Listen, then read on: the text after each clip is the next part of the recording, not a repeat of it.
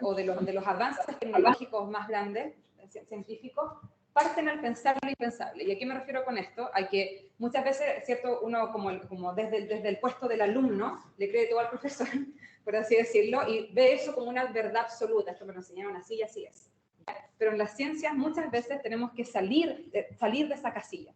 Salir de esa casilla, entender que no todo lo que aprendimos se aplica a todos los contextos. Hay regiones donde ciertos parámetros van a funcionar más que otros, y uno como científico, que es lo que hacemos todos nosotros tratamos de describir nuestro entorno, nuestra realidad, lo que observamos, y eso va cambiando a medida que nuestros sentidos como humanos, digamos, van expandiéndose, ¿ya? O sea, no es lo mismo antes de la invención del telescopio.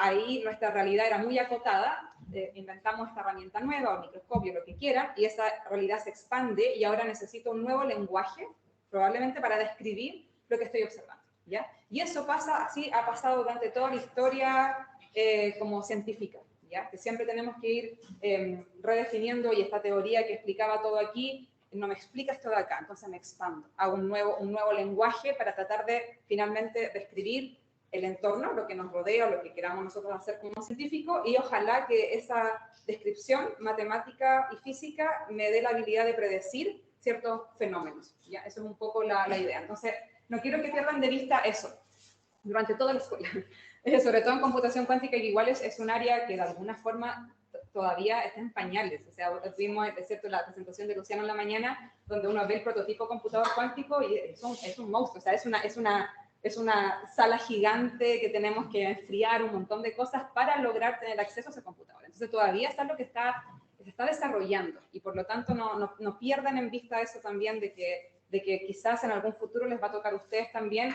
replantearse ciertas cosas y avanzar así en el conocimiento, ¿ya? Y eso, bueno, ahí puse varios ejemplos, pero de cuando uno pasa, ¿cierto?, de una teoría geocéntrica a heliocéntrica, cuando la electricidad y el magnetismo se entendían como cosas separadas, y después nos dimos cuenta que no era tan así, y está el electromagnetismo y después la electrodinámica. Lo mismo pasa con Newton y Einstein en la relatividad, y lo mismo pasa con la luz en ese sentido. Ya, entonces hay que atreverse a pensar un poquito diferente, a salir de la zona de confort, por así decirlo, ¿ya? En la clase, bueno, la clase la tenía dividido en dos, porque antes era clase, coffee break, clase. Ahora el coffee break fue antes, pero igual vamos a dar unos minutos de break entre las dos clases. La primera clase, mi idea es contarles un poquito de lo que es pre-mecánica cuántica, o postulados de la mecánica cuántica, la clásica versus cuántica, para darles como un contexto general sobre todo eso. Después vamos a pasar a lo que es cuantización del campo electromagnético, que básicamente es cómo describo yo ahora la luz de forma cuántica, ¿ya? Esa es un poco la idea. Y después, cómo yo veo o mido las propiedades que necesito medir para darme cuenta si algo es cuántico o no, ¿ya? Y también algo importante, me voy a referir durante la charla a cosas que son cuánticas y no, pero no es el mejor lenguaje, ¿ya? Después podemos tener toda una discusión filosófica al respecto, pero yo no estoy de acuerdo en que hay cosas clásicas y cuánticas y clásicas. En verdad, todo comparte una misma naturaleza, pero en el contexto de toda la escuela, los libros, muchas veces se habla de esa diferenciación, y aquí lo vamos a hacer igual, ¿ya? Pero tengamos en mente eso también, ¿ya? Y la clase 2, que en un ratito más, ¿cierto? Ahí ya vamos a empezar a ver cosas introductorias, a hacer la computación cuántica, que es lo que a todos nos trae hoy día acá, ¿ya? Siempre en modo muy introductorio. Esto lo van a ver después en específico en cada curso, según sea la necesidad de cada uno de los talleres, ¿ya? Esto es un nivel introductorio de nivelación, ¿ya?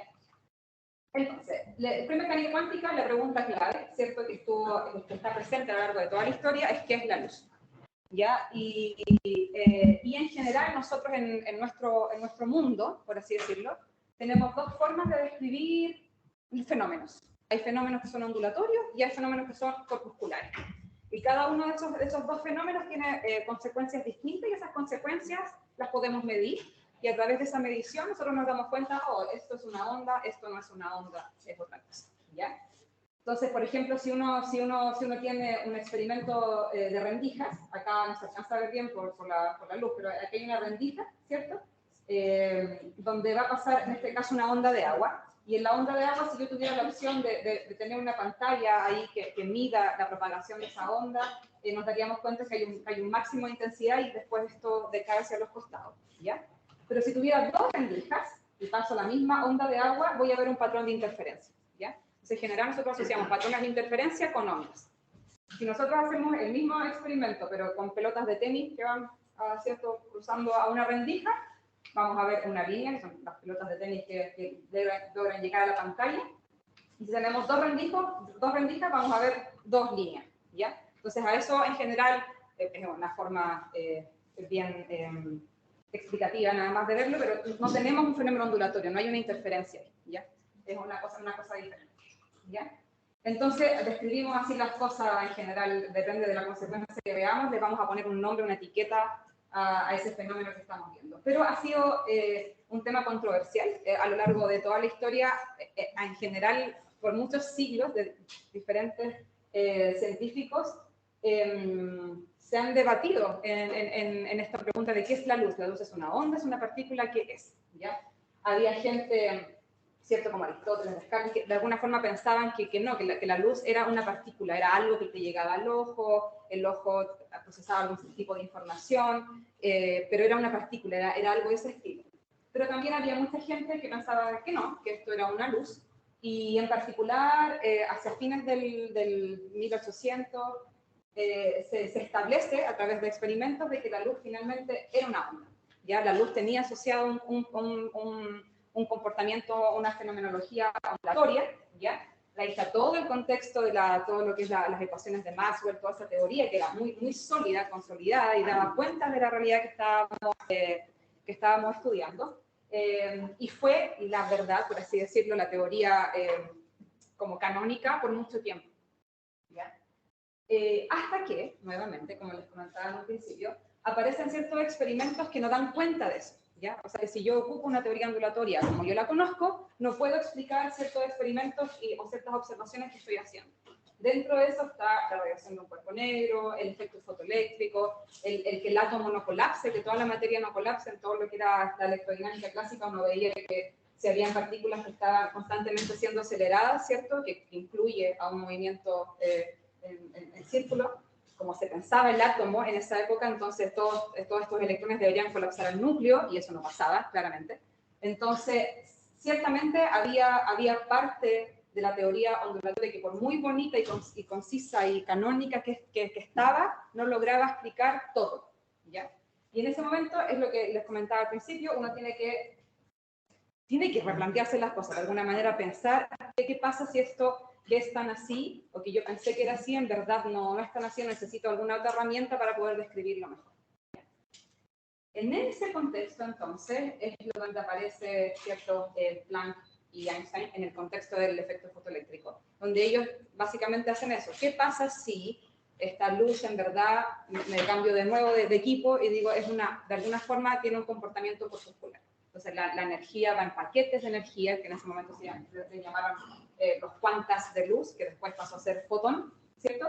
¿Qué pasa si esta energía no es continua y en verdad hay esta discretización en los niveles de energía del átomo en ese caso, porque era en el contexto, ¿cierto?, del efecto fotoeléctrico. Entonces, desde ahí es donde parte de alguna forma la mecánica cuántica, ¿ya? En ese contexto histórico, ¿ya? Quizá hablo de la primera revolución cuántica porque de alguna forma estos gaps de energía que existen, ¿cierto?, nos ayudaron a entender mucho de lo que eran los temas de superconducción, de corriente, ¿ya? Y eso era la base de la primera computación, toda la computación clásica que está a través de transistores, diodos, lo que se les ocurra que necesitan de ciertos tipos de superconductores y cosas así, superconducción, entre otras cosas, se podría entender mejor a través de esta teoría que ahora te decía que esta energía estaba cuantizada, que habían gaps energéticos, ¿ya? Entonces, ese es un poco el contexto. Entonces, finalmente no nos queda más que admitir que la luz se comporta de ambas formas al mismo tiempo. Al mismo tiempo me refiero a que la luz, dependiendo, bueno, del experimento que uno haga, uno va a ver una cierta fenomenología o la otra, ¿ya? Pero están ahí ambas. Entonces, esto es un juego de palabras, porque ustedes ven ahí dice wave, que es una onda, pero también dice particle. Entonces, depende de cómo yo lea, voy a ver las dos cosas que están aquí, ¿ya? Ese es un poco el juego que hay que Hay que ver. ¿Y cómo eso puede ser real? Porque obviamente uno ve un fenómeno ondulatorio, uno ve un fenómeno corpuscular y de alguna forma uno piensa que estas dos cosas son ortogonales.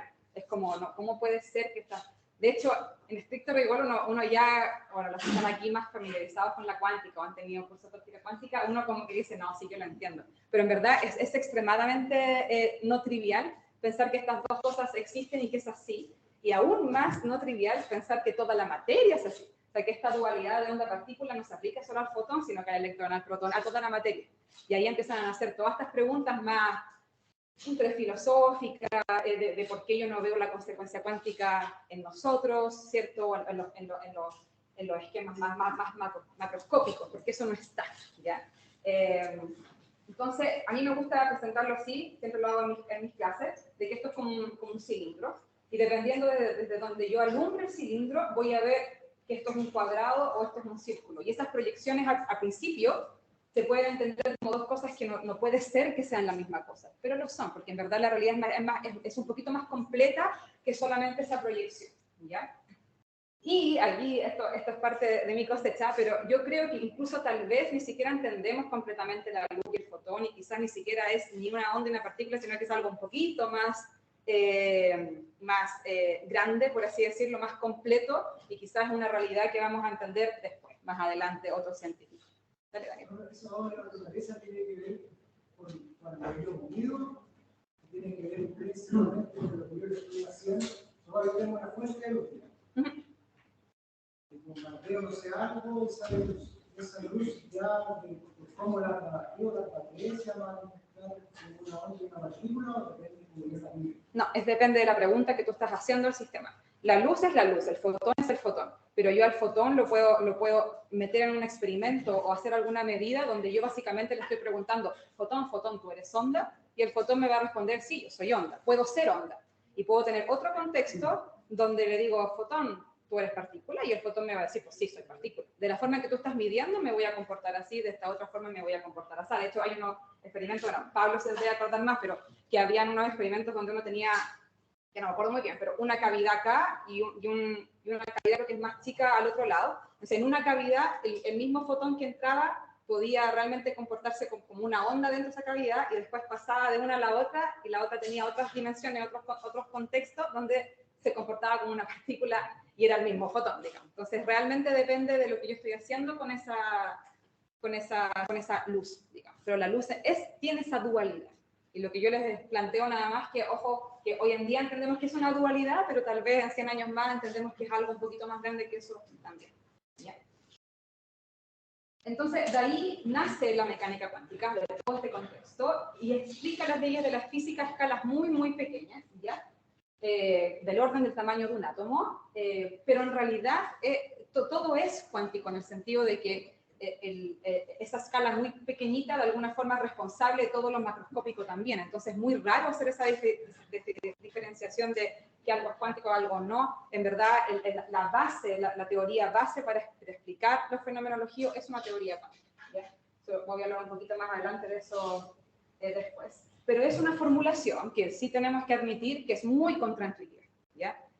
Contraintuitiva porque hay ciertos fenómenos que no se ven en el día a día, no se ven en nuestra realidad en el sentido de lo que observamos con los ojos, y por lo tanto cuesta entenderla, ¿ya? No es fácil, y de hecho Feynman hasta el día que se murió decía que en verdad nadie entendía esta cosa. O sea, tenemos un cierto escenario donde podemos describir muchas cosas, pero de ahí a entender a cabalidad por qué es así, no de otra forma, esa es otra historia. ¿Ya? Entonces, ahora lo que les voy a comentar son los postulados de la mecánica cuántica, ¿ya? Que van a ser nuestros legos, van a ser nuestros legos para construir todo el resto que queremos construir después, ¿ya? Es una formulación matemática. Lo que vamos a ver a continuación es a través de axiomas, ¿ya? Y es lo que vamos a usar para después tratar de modelar el resto de las cosas. Acá, el decir que son 5 postulados, en verdad no me crean tanto, porque después vamos a ver que dependiendo de las interpretaciones que hay de la mecánica cuántica, algunos te van a decir, no, en verdad hay 3, en verdad hay 4, en verdad hay 7, ¿ya? Entonces yo les voy a pasar acá la descripción canónica, ¿ya? Porque obviamente ustedes tienen que tener un piso en donde pararse, para después ustedes estudiarán y sacarán sus propias conclusiones, ¿ya? Pero aquí les vamos a pasar 5 postulados, ¿ya? Y para estos postulados se requiere también introducir ciertos elementos matemáticos para poder entenderlo. Entonces, el primer postulado es que todo estado cuántico o función de onda, la función de onda o un estado cuántico de algún sistema que estoy describiendo, cerrado. Perdón, ¿es una pregunta? No, te estaba ahí estirando. Ya. Entonces, este sistema cerrado, ¿cierto? Está representado por un vector. Ese vector va a estar normalizado y esa norma igual a 1 tiene una significancia muy importante, ¿cierto? Y va a pertenecer a un espacio de Hilbert, y ese espacio de Hilbert puede ser complejo. O sea, es un espacio complejo, admite números complejos. Entonces, lo primero, sobre todo para la gente que nunca ha visto cuántica, es esta notación. Esta notación es la notación de Dirac, ¿ya? Nosotros llamamos a esto los que y los bra, que son esta formulación con rayitas, ¿cierto? Esta rayita y este paréntesis así. Y eso va a denotar un vector, ¿ya? Entonces, el que es un vector columna, el bra es un vector fila. Eso es lo que, aquí hay mucha álgebra lineal. De hecho, uno puede hacer cuántica sin entender completamente la cuántica y solamente a través de álgebra lineal y matrices, y podrían igual desarrollar sus problemas, ¿ya? Entonces, son vectores. Y cada uno de esos vectores va a pertenecer a este espacio que le llamamos aquí espacio de Hilbert. ¿Ya? Eso. ¿Cuáles son las cosas que estamos diciendo entre líneas acá? Primero, que este vector contiene toda la información del sistema. ¿Ya? Eso es lo que estamos diciendo de forma... Es una formulación matemática, pero obviamente tiene un contexto físico de ¿ya? ¿Y qué tiene norma 1? La norma 1 es importante porque estos estados tienen, como van a estar asociados a mediciones reales, ¿cierto? Las probabilidades de medir ciertas cosas me tienen que sumar en total 1. No puedo tener probabilidades que me sumen más de 1. Entonces, esa norma es importante para que eso esté bien definido. ¿Ya? Entonces, acá tengo producto interno, en algunos lados lo van a ver como un overlap entre estados, ¿cierto? Ortogonalidad, pero básicamente se va a denotar así, ¿cierto? Un ket de un bra, y eso nos va a dar un número, ya se trata de producto interno. Y también voy a tener este otro tipo de producto que nos va a dar una representación matricial, ya que a esto después, esta forma de representarlo, después vamos a ver que se relaciona con lo que se llama proyectores para las medidas y cosas así. Ya por ahora simplemente me da una matriz, ya, y esa matriz va a vivir en el espacio de Hilbert compuesto entre los dos estados, ¿ya? Y también, tipo de notaciones, acá van a ver durante todo el taller, que va a aparecer, para los que no saben nada de cuántica, como una crucecita acá, que es una daga, que eso significa que es la transpuesta conjugada de un vector, ¿ya? Entonces se pasa como de vector columna a fila, y además se le saca el conjugado a los valores que esto tiene, ¿ya? Entonces esos son como los elementos básicos para entender la notación de lo que sea que vamos a ver. El postulado 2. El postulado 2 se refiere a los observables. Y dice que un observable, vamos a definir un observable, se le corresponde un operador lineal y hermético. Eso es porque la traducción es hermítico, pero cuando uno escribe, el traductor te lo corrige automáticamente. Hermítico, autopunto A, ¿ya? Y el observable lo vamos a ligar con algo que yo puedo observar. De ahí viene la palabra, y por lo tanto los valores propios que tenga este observable, ¿cierto?, tienen que ser reales, porque es algo que yo puedo medir en el laboratorio, ¿ya? Y los autoestados de ese observable, ¿cierto?, van a definir también una base en el espacio de Hilbert, ¿ya? Entonces, tenemos por un lado los vectores que nos van a dar cuenta, ¿cierto?, del estado de un sistema cuántico, una función de onda, ¿cierto? Y ahora tenemos los observables que los vamos a representar como matrices. Pero estas matrices no son cualquier matriz, sino que son hermíticas y además tienen un espectro que es real. Ya el espectro me refiero a los posibles valores que este observable nos puede dar, ¿ya? Entonces, ese es el observable, ¿ya? El observable también tiene ciertas características. Si yo aplico el observable a un autovector de ese mismo observable, voy a sacar su autovalor y me va a quedar el estado en el mismo estado que medí acá. Eso es cuando estoy exactamente haciendo una medida muy conveniente, digamos, en la misma base de los autovectores y cosas así. También son estos estados base, ¿cierto? Forman una base, entonces son estados propios, son ortonormales. También puedo expresar esta matriz A, ¿cierto?, este observable, de una forma de una descomposición espectral, que básicamente acá les van a aparecer estos proyectores que les decía, ¿cierto? Y acá el valor que me va a dar ese observable, ¿cierto? Y también la suma de todos estos posibles proyectores me tiene que dar la identidad, ¿ya? Ese es un poco... ahora, lo estoy viendo en un contexto donde pareciese ser de que los observables son siempre discretos y no es así, ¿ya? Yo puedo tener mediciones de ciertos observables que su valor puede ser continuo también, solo que la forma en que se lo estoy presentando acá pareciera ser que son siempre discretos, pero no es así. El postulado 3 tiene que ver con el postulado anterior, porque nos dice lo siguiente, que independiente de cuál sea el estado de un sistema cuántico, si uno quiere medir el observable A, esa medición, ese proceso nos va a entregar un autovalor del esperador A, ¿ya? Y ese valor va a tener asociado una cierta probabilidad. Es decir, si yo quiero medir el campo eléctrico o el observable que yo quiera, las únicas posibles respuestas que voy a tener a ese proceso de medida son autovalores de ese observable. Eso va a ser lo que yo voy a poder medir. Entonces acá puedo expresar un estado cualquiera, un estado phi cualquiera, lo voy a expresar en la base de estos autoestados del operador, ¿ya? Y aquí un C sub n va a tener que ver con la probabilidad, ¿ya? La probabilidad de encontrar el valor A sub n en esta medición, cuando a este estado le aplico el observable A, ¿cierto? La probabilidad de obtener un A sub n va a ser el C sub n al cuadrado. Aquí me falta una rayita que al principio. ¿Ya? Ese valor que está ahí al cuadrado me va a dar la probabilidad de que yo obtenga este valor, ¿ya? Pero una vez que yo mida esto, el estado ya no va a estar más en este estado, sino que va a colapsar al autoestado del operador, ¿ya? Entonces, esto parece un poquito chino, pero lo que está diciendo dos cosas súper importantes. Primero, de que el proceso de medida no es determinista, ¿ya? En mecánica cuántica. Y eso es súper heavy porque claramente sale de cualquier esquema que uno podría tener pre-mecánica cuántica, que si yo quiero medir el largo de una mesa y es 1 metro, va a ser 1 metro las 1500 veces que mide la mesa, ¿ya? En cuántica eso no es así.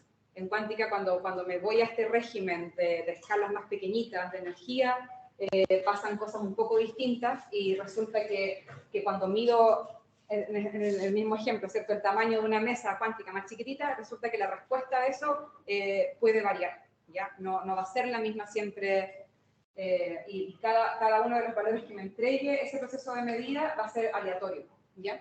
Con una cierta probabilidad, todo con una cierta probabilidad, pero un proceso aleatorio, ¿ya? Y esto, además, el hecho de que tu estado original, después de la medida, no se mantenga necesariamente siendo el mismo, habla de que hay un colapso del conocimiento. Porque lo primero que dijimos nosotros es que este estado, que va a ser un vector, ¿cierto?, que contenía toda la información del sistema, ¿cierto?, después de que pasa un proceso de medida, ese estado colapsa, se llama el colapso de la función de onda, colapsa a uno de los autoestados del observable, y por lo tanto perdí información. Entonces uno a través del proceso de medida en cuántica lo que estás diciendo es que algo pasa de forma instantánea, que yo dejé de tener toda la información que tenía al principio del momento en que mido, ¿ya? Entonces, ambas cosas no son triviales de entender, ¿ya? Porque estas dos cosas pasan, y de hecho, todas las interpretaciones de la cuántica que podamos estudiar después, no en esta clase, tiene que ver con esto, justamente, de que hay todavía gente que piensa que en verdad el que esto sea así tiene que ver con otros postulados que quizás están incompletos, o que quizás lo que yo entiendo como un colapso del conocimiento en verdad es otra cosa, y así, ¿ya? Esto tiene lugar a interpretación, ¿ya? Pero es lo que se conoce como lo canónico, la interpretación de Copenhague, que se llama, es la que está, ¿ya? ¿Y qué es lo que, de alguna forma, cómo se liga con lo anterior? Con lo anterior se liga de la siguiente forma, que si ahora yo tengo el mismo experimento de la doble rendija, pero ahora en vez de lanzar pelotas de tenis, lanzo fotones o electrones o la partícula que quieran, pero de un nivel subatómico, digamos, más cuántico. Si yo tengo dos rendijas, la naturaleza de estas partículas, ¿cierto? Que ya vimos que tienen esta dualidad onda-partícula, es tal que yo al hacer el experimento de doble rendija, recobro efectivamente, no se alcanza a ver aquí, lamentablemente al próximo lo voy a hacer mejor, pero acá se ven unas franjas de interferencia, ¿ya? Pero en estricto rigor son pelotas chiquititas de tenis que yo estoy lanzando las dos rendijas. Entonces, es extraño lo que sucede, pero sucede. Pero, ¿cierto? Si uno quisiera medir, ahí está un poquito la pregunta de Danilo al principio, si uno quiere medir acá y uno quiere saber, ya, pero esta cuestión no puede ser, ¿por qué rendija pasó el fotón? ¿Cierto? Y uno hace un experimento donde le pone un observable, aquí está un ojo, ¿cierto? Observando, haciendo algún tipo de medición que me dé cuenta si el fotón pasó por aquí o por allá, que es el concepto clásico que yo tengo. El sistema efectivamente colapsa a esa respuesta. Me estás preguntando si soy partícula, te estoy respondiendo que sí soy, que sí puedo ser. En el caso anterior me estoy preguntando otra cosa, y por eso tengo una respuesta distinta, ¿ya? Entonces esto se ve en experimentos reales, se ve este colapso, esta dualidad. ¿Ya?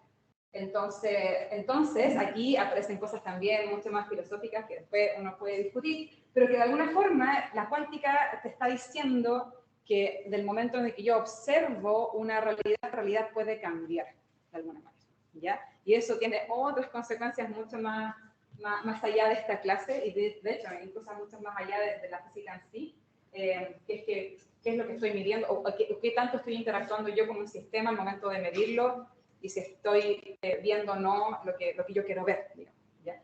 Pero eso es un poco, este postulado es de los más conflictivos, por así decirlo, con otros, ¿ya? Hay otras cosas que se desprenden de aquí también, por ejemplo, esto lo van a ver también constantemente, que es el valor esperado de un operador, y el valor esperado de un operador va a tener esa forma matemática que básicamente significa que voy a sumar sobre todos los posibles autovalores que tenga este estado, en cada uno lo voy a pesar con su respectiva probabilidad, ¿ya?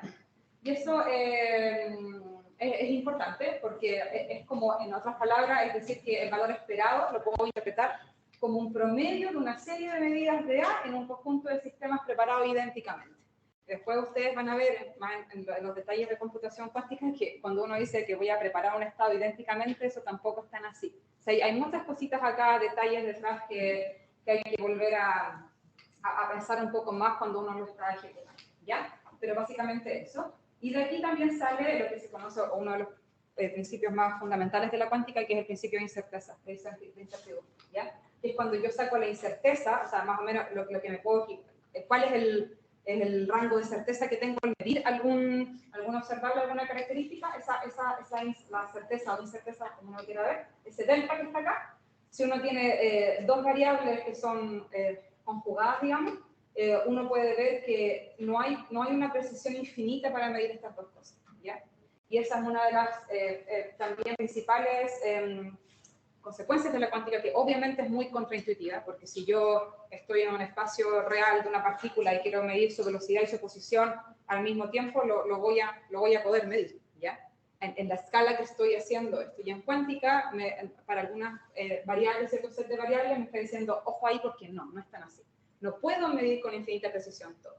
Y esto, aunque no lo crean, es súper relevante. Es relevante porque te abre toda un área nueva de la cuántica que se llama metrología cuántica, que es el área que estudia con cuánta precisión yo puedo hacer mediciones de ciertos observables.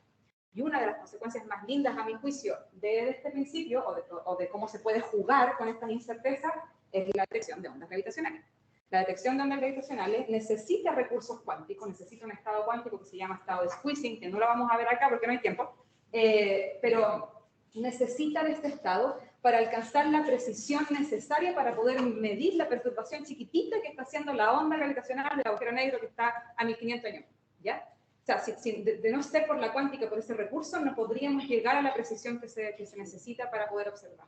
Entonces, todo esto está ahí, hoy en día lo podemos ver ya en algunos experimentos, solo que no es directamente cierto, una aplicación tecnológica aún, pero sí se está usando mucho para poder medir con mayor precisión algunos observables, algunas cosas. ¿Ya? Ahí está.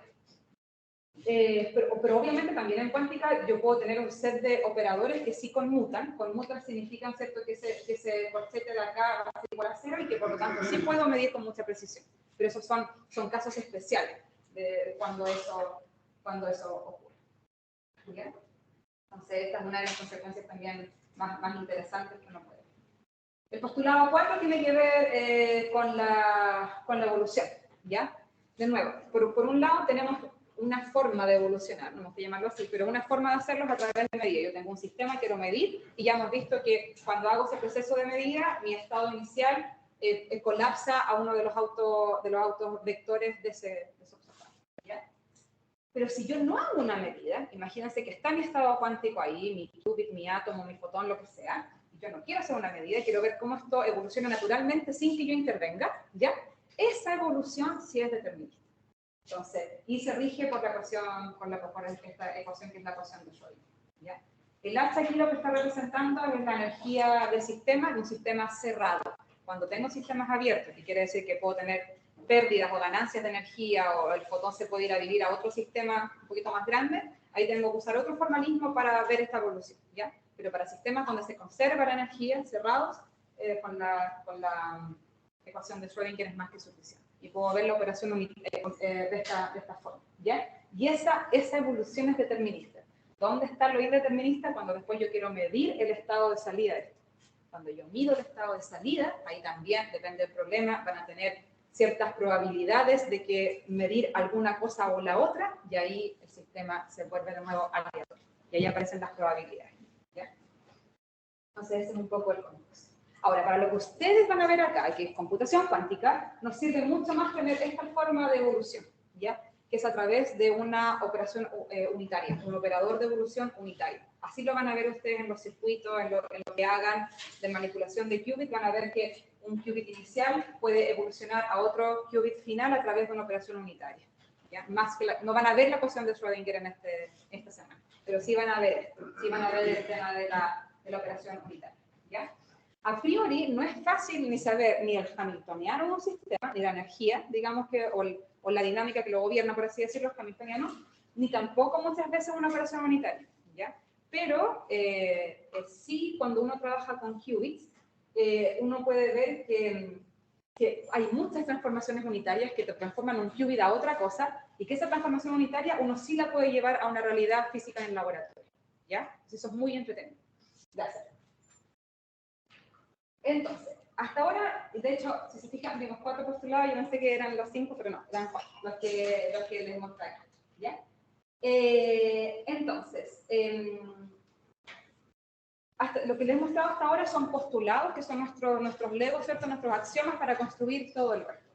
Pero hay muchas partes, como les comentaba, de la teoría que son contraintuitivas y uno, de nuevo, como investigador, como científico, como humano, tiene todo el derecho a cuestionarse si esto es tan así como el científico dice que es, digamos, ¿ya? Y dentro de eso, incluso en el ambiente científico, ¿cierto?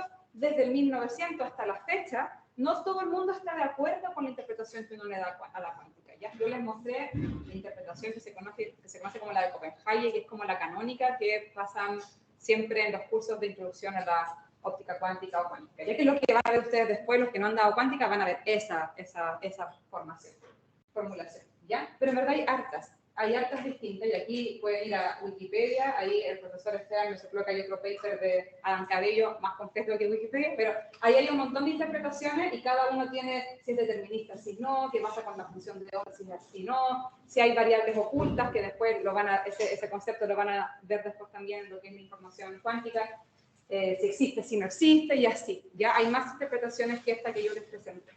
Pero eso, definitivamente no vamos a entrar a eso porque es mucho. Entonces, cosas para entender, lo que les comentaba al principio. No hay que ver la cuántica separada de la clásica, ni en general, ninguna teoría separada de las otras, porque de alguna forma todas son necesarias para describir una realidad. La cuántica se va a reducir a la clásica cuando uno toma ciertos límites, ¿ya? En general, una forma de verlo es que la cuántica es a la mecánica clásica, ¿cierto? Como la relatividad de Einstein es a la de Newton. O sea, yo no necesito, ¿cierto?, relatividad especial y general para describir el movimiento de un auto, en el sentido de que es muy costoso, lo puedo hacer, ¿cierto? Yo puedo tomar toda la formulación de Einstein y puedo ver exactamente los parámetros que va a tener el movimiento de un auto, qué sé yo, pero no lo necesito, es extremadamente costoso para definir esto, que a través de Newton en dos ecuaciones va a estar, ¿ya? Con la cuántica pasa algo similar. La descripción más básica de la naturaleza es cuántica. Ahora, si yo necesito la cuántica para describir la posición de la Bárbara sentada ahí atrás, no la necesito, en el sentido de que puedo hacerlo, pero es extremadamente costoso. ¿Para qué lo voy a hacer si tengo toda otra formulación muy directa que me va a dar la respuesta que yo necesito? ¿Ya? Entonces ahí es donde, o sea, puedo usar la cuántica para lo que yo quiera, pero tengo que ser inteligente para saber el tipo de experimento o lo que sea que yo quiero hacer, para saber qué formalismo uso o cuál no, que me lleve finalmente a la respuesta que yo quiero entender de un sistema. ¿Ya?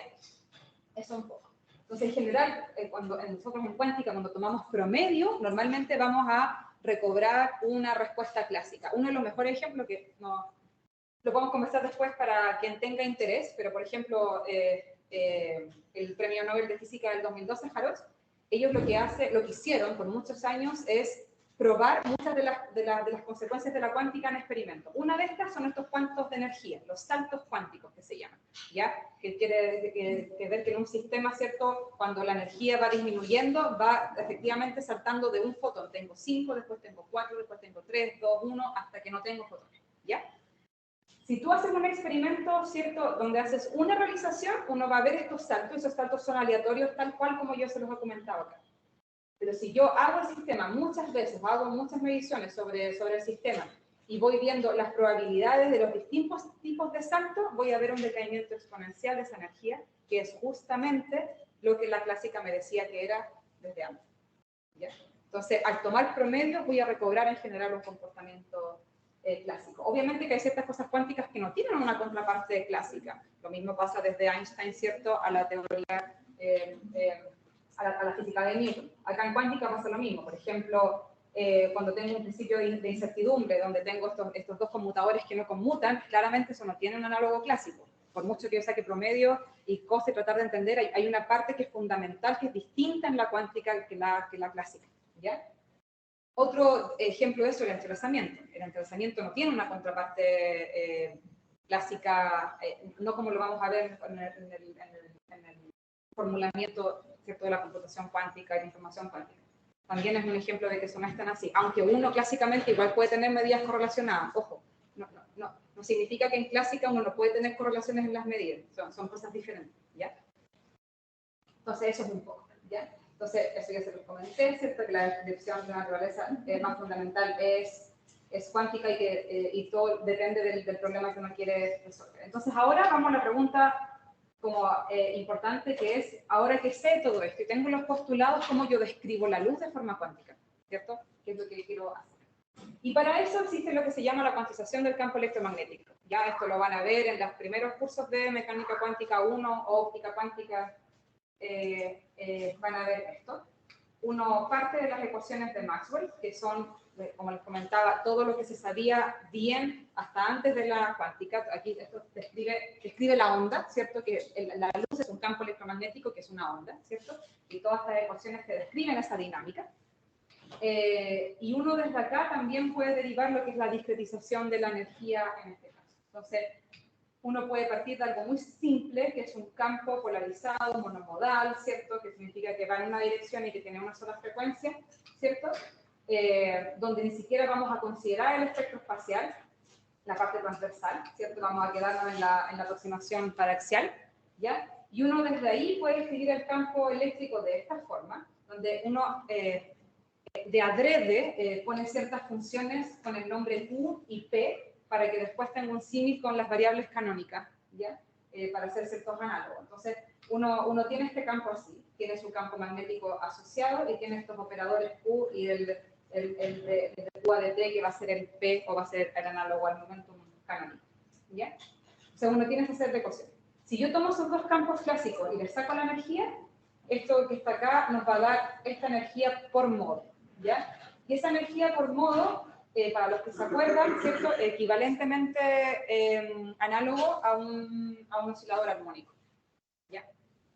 Esto que está acá. Entonces podemos identificar estas variables, ¿cierto?, con estas variables canónicas que sabemos a priori. Cuando decimos que cuantizamos, lo que estamos diciendo es que ahora estas variables P y Q, que clásicamente conmutaban, que Q por P igual que P por Q, cuánticamente estoy diciendo que no conmutan, y no conmutan por una cantidad muy pequeñita, que es el famoso h bar. Eso es lo que estoy diciendo cuando digo que voy a cuantizar de la forma estándar, ¿ya? Entonces, si hago eso, y de nuevo me voy a las ecuaciones de Maxwell y hago todo la derivación de los campos y todo ese tipo de cosas, ¿cierto? Voy a obtener ahora que los campos, si se fijan, se escriben exactamente igual, pero pasan a tener un gorrito, ¿ya? En esa formulación. Ya no es un vector, tiene un gorrito, es un operador, ¿cierto? Lo describo a través de operadores, de matrices. Y si yo saco la energía de este sistema, vuelvo a ver el mismo tipo de hamiltoniano que vi en forma clásica. Entonces, efectivamente, tengo un análogo, paso de un oscilador armónico clásico a uno cuántico, pero hay una salvedad en una energía que vamos a ver en una diapositiva muy bien. Tradicionalmente, en lo que es óptica cuántica y cuántica, no trabajamos directamente con P y con QI, sino que usamos los famosos operadores A y A-DAGA, que son los operadores de creación y de destrucción y creación de fotones. ¿Ya? Vamos a trabajar con esos operadores que no son herméticos y por lo tanto no son observables, pero de que sirven para observar todo el resto lo son, pero uno no los observa directamente. ¿Ya? Pero todos los campos y muchos estados de fotones, estados de luz, los voy a escribir en función de estos operadores que son los A y los A-DAGA. Entonces, si yo quiero escribir los mismos campos que les escribí anteriormente en función de A, me van a quedar así. Expresiones muy, muy simples, ¿ya? Donde aparece cierta una amplitud, que va a ser el campo eléctrico magnético por el fotón, un cierto tipo de oscilación, y ahí está el A y el A dando vueltas también, ¿ya? Entonces, cuando uso esta formulación y ahora me devuelvo al hamiltoniano y saco la energía, pasa esto, que yo llego a este hamiltoniano por modo, ¿ya? Entonces tengo un H barra omega de A más un medio. Y aquí empezamos a tener problemas de alguna manera, ¿ya? Porque nos aparece un medio, y un medio es como una energía base, por así decirlo, ¿ya? Pero que si yo sumo en todos los posibles modos de omega, me da una energía que diverge. Entonces ahí empezamos con algunos problemas, por así decirlo, que pareciera ser que nos da resultados como difíciles de entender, o que uno diría, oye, esta cuestión está mala. Aquí hay dos formas de ver esto. Nos podemos ir a teoría cuántica de campo, que evidentemente no lo vamos a hacer en la escuela, pero ahí hay toda una teoría de cómo renormalizar ciertas energías de forma bien hecha, digamos, para que eso ocurra. ¿Cómo lo hacemos nosotros, más desde la óptica cuántica o experimental en general? Es que uno, en general, siempre cuando mide diferencias de energía. Entonces, si tengo dos sistemas que los dos tienen esta energía que diverge, da igual, porque del momento en que mida la diferencia de estas energías, que es lo que yo tengo acceso normalmente en el laboratorio, estas dos contribuciones se van a ir igual. Entonces, no van a tener una consecuencia en lo que yo voy a medir. Pero de que está, y no hay que perderlo de vista. ¿Ya? Ahora, dentro del estado del campo electromagnético, lo que acabamos de ver, la formulación simplemente para cuantizar la energía, ¿ya? Nada más. Hay varios posibles estados que uno puede describir de esta forma, ¿ya? Están los estados de Fogg, los estados coherentes, que son los únicos dos que voy a nombrar muy rápidamente. Los estados de compresión squeezing no los vamos a ver, los estados de tipo gato de Schrödinger tampoco, pero hay muchos más que uno puede construirse y estudiar, ¿ya? Los estados de Fock son canónicamente muy importantes porque ahí es donde uno ve la discretización, estos saltos cuánticos de la luz, o sea, hay que verlos sí o sí. En estos estados de número de estados de Fock, básicamente lo que está diciendo es que yo conozco con precisión el número de fotones que que está en un cierto estado de luz, ¿ya? Describimos el operador de número de fotones como una n, y se describe como un A daga A. Entonces, n es igual a A daga A, y tengo esta forma de escribir su autovalor y autovector. Cuando aplico el hamiltoniano a este tipo de estado del campo electromagnético, me va a dar que efectivamente tengo una energía que está discretizada, ¿ya? Y la forma en que tiene de actuar estos A y A dagas sobre este operador de números de esta forma. Uno me destruye un fotón y otro me crea un fotón, ¿ya? Por eso se llaman así, pues ese es el nombre. Ahora, hay otras cosas interesantes. Si uno pudiese acceder a una foto del campo electromagnético de estos estados de Fock, vería esto en un espacio de fase, ya que son como muchos círculos concéntricos. Y eso tiene relación a cuando me refería al principio que en un estado de Fock yo sé con precisión el número de fotones, ¿ya? Pero pierdo información sobre la fase de esto. por eso tienen estos círculos, por eso se ve así un estado en su espacio de fase, en su foto del campo eléctrico. ¿Bien? Entonces, cuando aplico el hamiltoniano a ciertos de los estados de Fock, obtengo esta discretización de la energía, que es, de nuevo estamos haciendo una analogía con el oscilador armónico, entonces tengo una energía basal y después tengo varias otras energías disponibles dentro de este oscilador, ¿cierto? Pero acá es donde aparece este término medio mágico, que es una energía donde no hay fotones. Entonces uno dice, ¿cómo hay energía? Si estoy calculando la energía en el estado de vacío con 0 fotones y me da un valor. Entonces, ¿de dónde viene esa energía? Más aún, tengo que la expresión de la energía, ¿cierto?, del basal sigue teniendo un omega. Eso no dice omega de quién, si no tengo fotones. ¿De dónde tengo una frecuencia entonces? De ahí aparecen un montón de preguntas también bien interesantes que las podemos discutir después.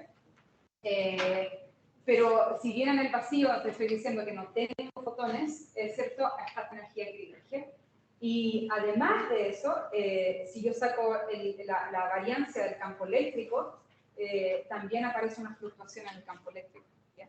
Y esas fluctuaciones del campo eléctrico son muy famosas, que se llaman fluctuaciones cuánticas de vacío del campo, y que uno al principio, sobre todo la teoría, uno podría decir, ya, pero quizás esta cosa es un bug de la teoría, pero en verdad no está. Pero en realidad podemos hacer experimentos y podemos medir la consecuencia de eso. Y a eso está el efecto Casimir y un montón de otras. La emisión espontánea se cree que viene desde ahí también, desde esta fluctuación del campo eléctrico en el vacío. Entonces, en el fondo, en el vacío, en promedio no dice que no hay nada, pero en verdad no es tan así. ¿Ya? Y de ahí también podemos ligar todo este concepto también con parte de estas partículas virtuales que se necesita en el Big Bang para el desarrollo de toda la materia. O sea, podemos irnos mucho más allá. ¿Ya? Es muy interesante esta parte. Los estados coherentes es básicamente, esto es un estado coherente, básicamente. Este puntero láser no es un estado coherente perfecto, pero básicamente es un estado coherente. Este estado coherente tiene una descripción, tiene un análogo muy clásico porque va a tener una fase y una amplitud bien definida. Siempre va a haber ahí un H barra dando vuelta que lo voy a explicar después, pero más o menos tiene una fase y una amplitud bien definida. Y si yo tengo un gráfico de probabilidad de tener un cierto número de fotones, en función del número de fotón, voy a tener una estadística bosoniana, ¿ya? Entonces, más o menos tengo ahí este tipo de forma gaussiana. Ahora, quiero que esto es bien importante. Bueno, esto tiene una formulación matemática que no es necesario entenderla en estos momentos. La variancia es igual a la media de esta estadística de Poisson. Pero esta forma que tiene este estado, ¿cierto? No tiene que ver con el espectro, o sea, con la forma espacial que va a tener este láser si yo le pongo una foto acá, ¿ya? Muchas veces, cuando hago los cursos de óptica cuántica, los alumnos y las alumnas a veces llegan confundidos porque dicen, ya, pues si yo tengo aquí un láser y saco una foto, la foto del láser es más o menos así, entonces, un estado coherente porque tiene una forma gaussiana, y no. La forma gaussiana que les estoy mostrando acá, de estadística de Poisson, tiene que ver con la estadística de fotones. No es llegar y poner una cámara. Si yo aquí pongo una... De hecho, todos estos estados pueden ser un estado coherente, ¿ya? Porque en el laboratorio van a pasar a través de lentes, puedo tener un speckle, puedo tener un láser que no viene muy bonito desde fabricación, entonces en vez de un estado bonito, así todo simétrico, en verdad bien feo, pero todo eso puede tener una estadística de fotones que me va a corresponder a un estado coherente. Y también puedo tener fotos de estados muy feas que tengan una correspondencia, una estadística de fotones que no describan un estado coherente. ¿Ya? Entonces, ¿cuál es como el mensaje que quiero mandar acá? Simplemente es que no se confunde, que no toda foto de un campo, foto me refiero a una cámara CCD, si pongo el teléfono, digamos, ¿ya? Y veo una forma gaussiana, eso no necesariamente me describe un estado coherente o no coherente. Ya tengo que hacer una medida más allá de eso para definir si esto es así o no es así. En este caso, todos lo son, ¿ya? Así que eso. Cuando también nos vamos a los campos que hemos descrito, es necesario o es muy interesante pasarse a lo que se conoce como espacio de fase. Y en el espacio de fase uno necesita definir lo que se llaman las cuadraturas del campo electromagnético, ¿ya? Entonces voy a tener acá estas cuadraturas, básicamente un operador, estoy redefiniendo un operador que voy a definirlo como un A más A daga y un A menos A daga, si quieren verlo matemáticamente, es llegar y hacer eso, ¿ya? Pero tiene un sentido porque van en un desfase de 90 grados. Entonces, si yo después hago una foto de un campo, ¿cierto? De un campo coherente, por ejemplo, en un espacio de desfase así, voy a ver efectivamente esta forma gaussiana, ¿ya? Que tiene. Entonces, si yo saco los valores de expectación de las cuadraturas de un estado coherente, me va a relacionar la parte real y imaginaria del estado coherente, y por lo tanto su amplitud y su fase, ¿ya? Y si yo dibujo, voy a ver esto. Voy a tener que el estado coherente, como les decía, tiene una amplitud más o menos bien definida, como una fase más o menos bien definida, pero siempre acá voy a tener una región de incerteza, ¿ya? Pero esa región de incerteza es del orden de h barra. Entonces, de nuevo, si yo tengo un láser acá y, no sé, quiero cortar madera, no necesito hacer una descripción cuántica de este láser, porque la incerteza que tiene este láser está del orden del h barra. No, para cortar qué sé yo, una madera no necesito tener esa precisión de h barra. Ya está, existe, ahí está, pero no la necesito para describir. Pero está, y cuando hay aplicaciones en donde yo bajo mucho el promedio de número de fotones, esa región de incerteza que es constante empieza a tener más relevancia a lo que sea que yo quiero medir. Entonces, ahí está, y son estados que se conocen como estados de mínima incerteza. Y de hecho, es un poco, bueno, está en discusión para otra clase, pero es muy chistoso, porque el estado coherente se le dice el más clásico, por así decirlo. Y de hecho, se usa para definir límites entre lo cuántico y lo clásico. Pero últimas investigaciones han visto que la evolución de un estado coherente te puede dar algo sumamente cuántico. Entonces, es raro usar eso para definir algo clásico cuando en verdad evoluciona a algo que no es para nada clásico. O sea, ahí hay también varias cosas que salen de acá que podemos discutir, pero lo canónico es decir que los estados coherentes son de mínima incerteza, ahí están y te ayudan a definir ciertos límites de clásico a cuántico. ¿Bien? Entonces, en resumen, vamos a hacer un break pronto. En resumen, lo que tenemos, cuando hacemos la cuantización canónica, y nos referimos, ¿cierto? Tenemos en mente este ejemplo de Planck con Einstein tratando de explicar el efecto fotoeléctrico, nos estamos refiriendo a que hay una cuantización, una discretización en la energía. Que hay ciertos niveles de energía y no hay un espectro continuo, por ejemplo, cuando uno trabaja con átomos, con otro tipo ¿cómo se llama? De experimentos donde uno lo puede observar, ¿ya?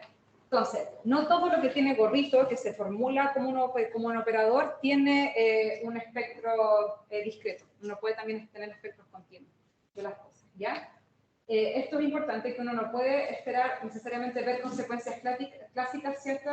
Solamente al ver el espectro espacial de la luz. Es decir, si yo tomo una foto aquí del láser, voy a ver X y no voy a tener idea si esto es cuántico, si es clásico, qué es. Ya tengo que hacer una medida más allá de eso. Y en general esas medidas son de correlaciones. Yo tengo que medir correlaciones en este haz de alguna forma en el laboratorio, o sacarle una foto a su campo eléctrico, que no es llegar y poner la cámara, sino que es ir a su espacio de cuadraturas, y con esa información yo ya puedo empezar a ver, esto no tiene estadística de Poisson, tiene estadística de otra cosa, y puedo ir haciendo diferenciación entre estados, ¿ya? Pero necesito ir un poquito más allá para poder ver lo cuántico en eso. Entonces, este es el fin de la clase 1. Entonces, ¿qué hora es? ¿Y hasta qué hora tenemos? Hasta las 12:30, ¿cierto? ¿Ya? Pues hagamos... ya, nos hagamos un break de unos 15 minutos, yo creo. ¿Sí? Ya.